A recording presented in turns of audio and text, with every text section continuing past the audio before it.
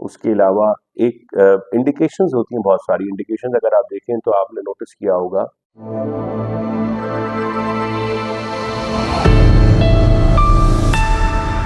السلام علیکم جی، ڈاکٹر محمد معیز خان، صدر شعبہ تاریخ، جامعہ کراچی. آج کا جو موضوع ہے ہماری بات کرنے کا وہ سقوط ڈھاکہ کے حساب سے ہے، اور سقوط ڈھاکہ 1971 میں ہوا، جس کو آج 54 سال ہو چکے ہیں، اور 54 سالوں کے اندر بہت تبدیلیاں آ چکی ہیں. اور جتنے آپ سمجھیے کہ محرکات تھے اس کے، وہ محرکات میں سے بہت ساری چیزیں آج جو پروپیگنڈا تھا ہمارے دشمنوں کا، ہمارے پڑوسی ملک کا، وہ پروپیگنڈا آج ختم ہو چکا ہے. اس کے اندر یہ کہنا کہ یہ تمام کے تمام معاملات جو تھے صرف اور صرف باہر سے تھے تو شاید یہ مناسب نہ ہو. ہمارے اندر کی بھی کچھ معاملات تھے جس کے اندر ہمیں دیکھنا چاہیے تھا کہ ان کے اوپر کوئی اس طرح کے معاملات جو ہو رہے ہیں جس میں ناراضگیاں ہیں وہ ٹھیک کی جائیں. مگر اس میں ایک بہت بڑا کردار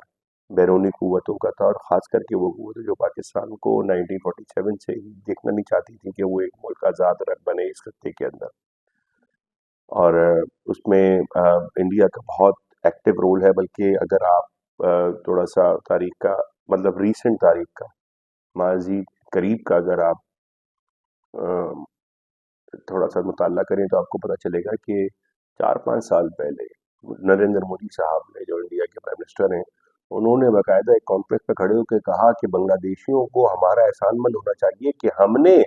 پاکستان سے علیحدہ کر کے ان کو ایک آزادی اور ان کو ایک ملک وطن دلوایا. تو یہ اس بات کا ایڈمیشن ہے گورنمنٹ کی سطح کے اوپر کہ اس کے اندر گورنمنٹ کی اور ان کی کتنی انوالومنٹ تھی اور وہ کتنا چاہتے تھے. جو بھی سوزشیں تھیں ایسٹ اور ویسٹ پاکستان کے درمیان میں وہ اپنی جگہ، لیکن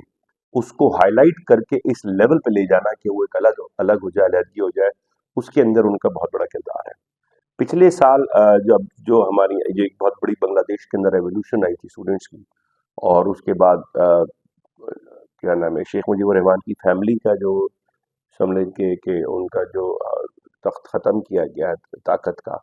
اس کے بعد سے اگر آپ دیکھیں تو پچھلے تقریباً 1.25 سال ہونے والا ہے. اور اس 1.25 سال کے اندر وہ پچھلے 53 سال ہم سب بھول چکے ہیں جو بنگلہ دیش اور پاکستان کی جو تھوڑی سی سوزش زدہ ہسٹری ہے. اور بنگلہ دیش آج اس وقت خطے کے اندر ایک ایسی قوت بھر کے ابھرا ہے کہ جو پاکستان کے بالکل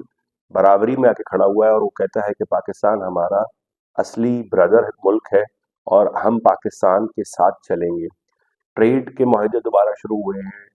اس کے علاوہ ایک انڈیکیشنز ہوتی ہیں، بہت ساری انڈیکیشنز اگر آپ دیکھیں تو آپ نے نوٹس کیا ہوگا کہ ہماری اسی دوران بنگلہ دیش کی اس ریولیوشن کے بعد اسی سال مئی میں ایک جنگ ہوئی انڈیا کے ساتھ، جس کے اندر بنگلہ دیشیوں نے، ان کی عوام نے، ان کے سوشل میڈیا نے، ان کی حکومت نے پاکستان کا ساتھ دیا، جو کہ 1971 کے بعد سے اب تک اس طرح کے حالات اور واقعات نہیں دیکھنے کو ملے. تو یہ سقوط ڈھاکہ کی جو تاریخ ہے، اس کے جو محرکات ہیں اس پہ تو بات ہوتی رہتی ہے. تو آج میں نے اس پہ کوشش کی کہ میں اس معاملے میں بولوں کہ اس کے بعد جو موجودہ صورتحال ہے اس حوالے سے کیا ہے. اور بنگلہ دیش کے ٹریڈ معاہدے ہمارے ساتھ دوبارہ سے شروع ہو چکے ہیں، بہت سارے معاملات آگے بڑھ رہے ہیں. اور سقوط ڈھاکہ کا جو معاملہ تھا، جو 2 لختوہ کا ملک، اس کے زخموں سے اب سمجھ لیجیے کہ ہم باہر آ رہے ہیں